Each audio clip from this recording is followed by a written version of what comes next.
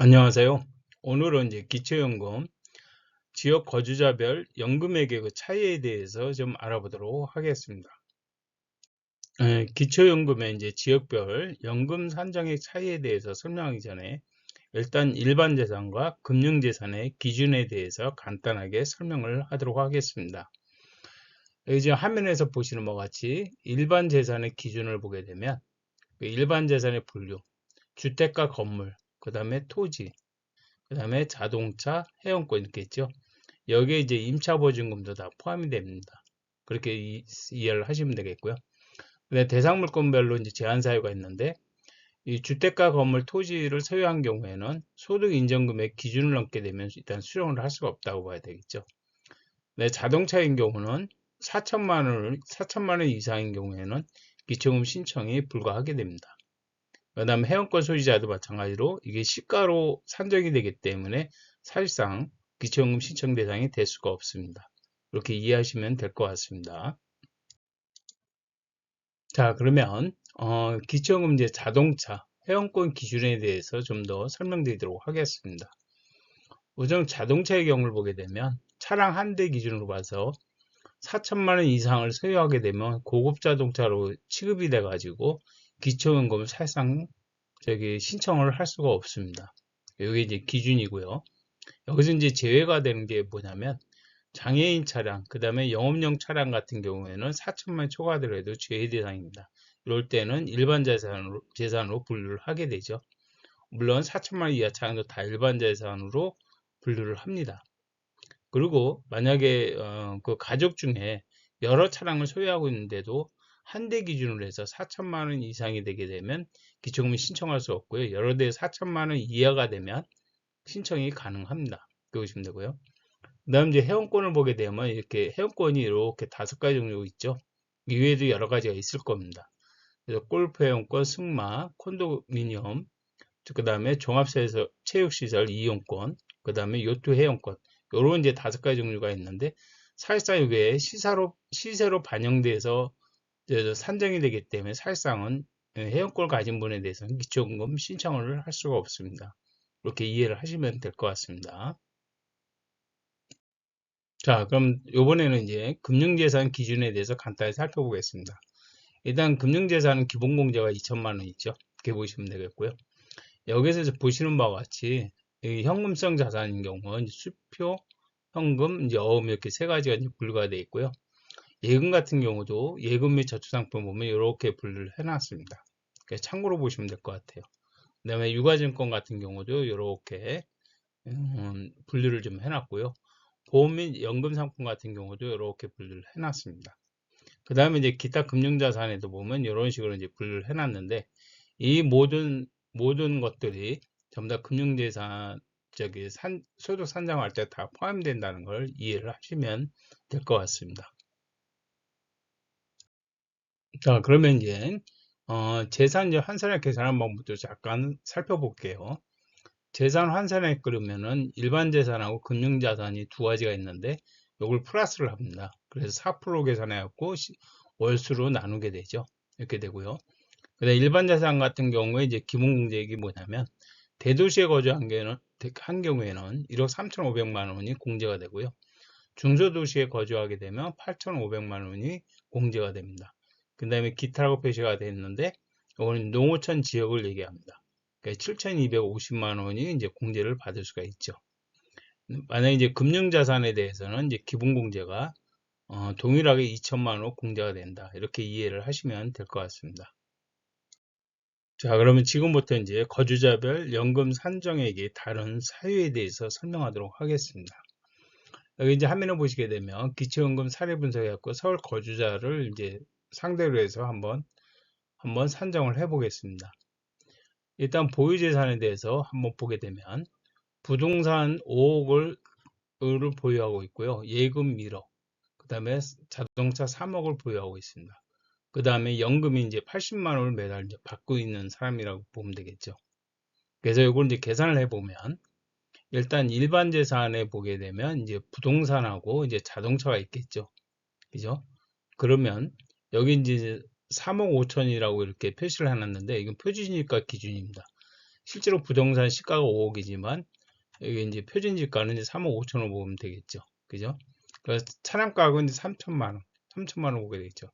그래서 두 개를 해서 1억 3,500 거주자의 기본공제니까 1억 3,500을 빼면 2억 4,500이 나온다 보시면 되겠죠. 그죠? 그 다음에 이제 금융재산에서 보면 예금이 1억이 있습니다. 그래서 1억에서 금융재산 기본공제 2천만 원 빼면 8천만 원 이렇게 나오게 되죠. 그래서 이제 총 재산 환산액을 이제 계산하게 되면 요 두 개를 이제 플러스를 하게 되죠. 그래서 3억 2,500만 원 나옵니다. 그래서 4%에서 11로 나누니까 183,333원이 나오게 되죠. 계산이 이렇게 나오게 됩니다. 그래서 이제 재산 환산액 계산을 끝나게 되면 이제 소득 환산을 이제 총괄적으로 나와야 되겠죠. 그래서 재산소득에서 10333 하고요. 그 다음에 이자소득. 이자소득은 이제 1억에 대한 이자가 만약에 3.5%다 그러면 1년에 350만 원을 수령하게 됩니다. 요걸 이제 한 달로 나눠서 4만 원을 필요경, 요거는 이제 실제적으로 4만 원을 이제 공제를 해주게 되죠. 그래서 24만 1,666원이라는 금액이 나오게 되죠.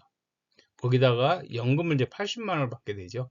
그래서 요 세 개를 전부 다 합하게 되면 212만 5천 원이라는 총소득 환산액이 나오게 됩니다.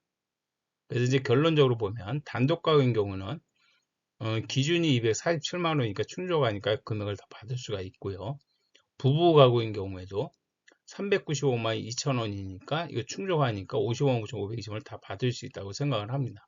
그러나 연금이 80만 원 받고 있기 때문에 연금 연계 감액 제도에 따라서 이제 감소된 금액을 수령할 수밖에 없다는 얘기죠.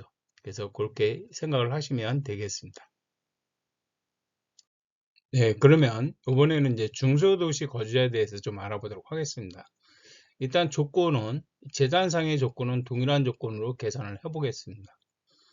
여기서 이제 저기 대도시와 중소도시의 차이점이 뭐냐면 기본공제에서 차이가 나죠. 일단 일반 재산에서 중소도시 같은 경우는 8,500만 원이 공제가 되고요.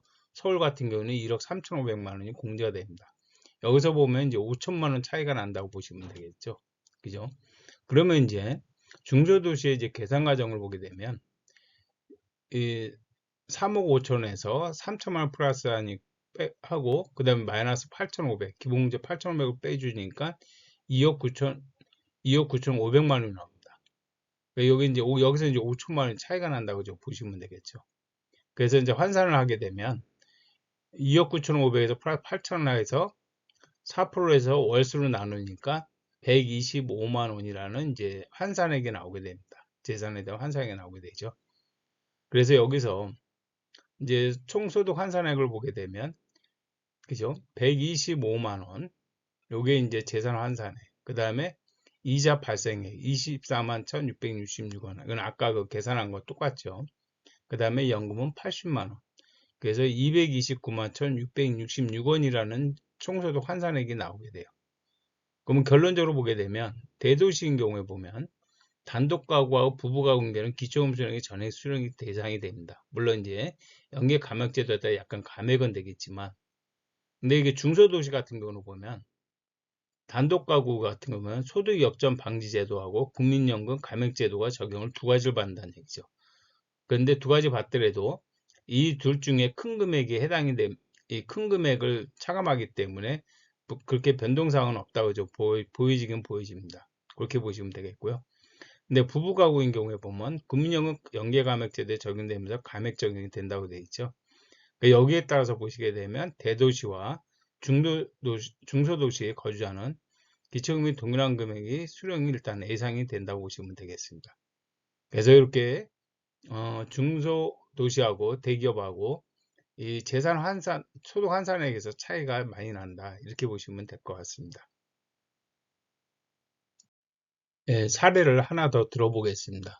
여기 이제 대도시 이제 거주자인 경우인데요. 보시게 되면 자산상에 보면 이 부동산 5억, 예금이 이제 1억 5천, 자동차가 이제 3천만 원 있고 월 연금 받는 금액이 이제 50만 원을 받고 있습니다. 요거를 비교해서 설명드리도록 하겠습니다.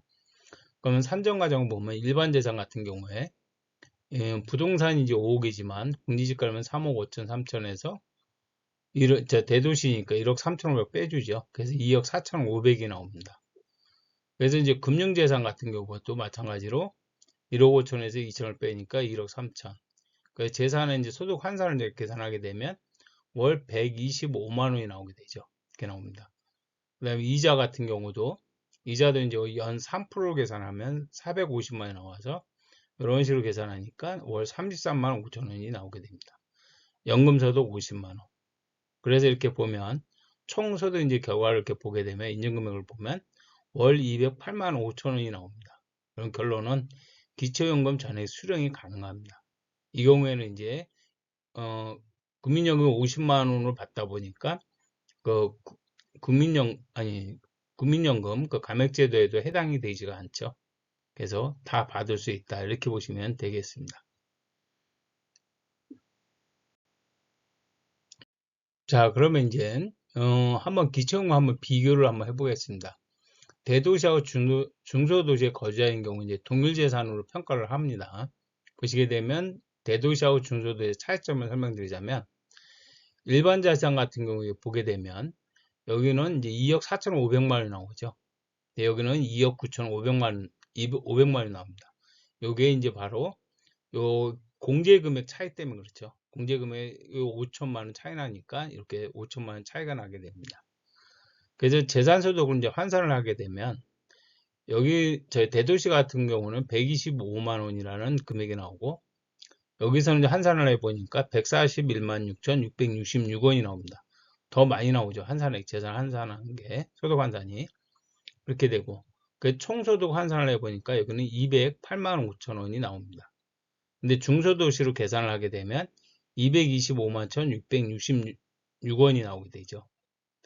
그래서 대도시하고 차이점이 뭐냐면, 여기 왼쪽에 있는 경우는 단독 가구들, 부부가구 모두 기초연금 전액 수급이 가능하다는 얘기입니다. 근데 여기서 보시면 오른쪽으로 보면 부부가구는 전액 수급이 가능하지만 단독 가구인 경우는 소득역전 방지 감액제도에 적용이 대상이 될 수가 있다는 얘기입니다. 그러니까 조금 더 오버가 되기 때문에 그렇죠. 그 전액을 받지 못하고 소득역전 방지 감액제도에 적용될 수 있다는 걸 아마 생각을 한번 하셔야 될 거예요. 그래서 이런 차이점이 좀 있다 이렇게 보시면 되겠죠. 자, 그럼 지금까지 이제 대도시와 중소도시의 거주자에 대한 기초연금 산정액과 지급의 차이에 대해 설명을 했습니다. 많은 도움이 되길 바라겠습니다. 감사합니다.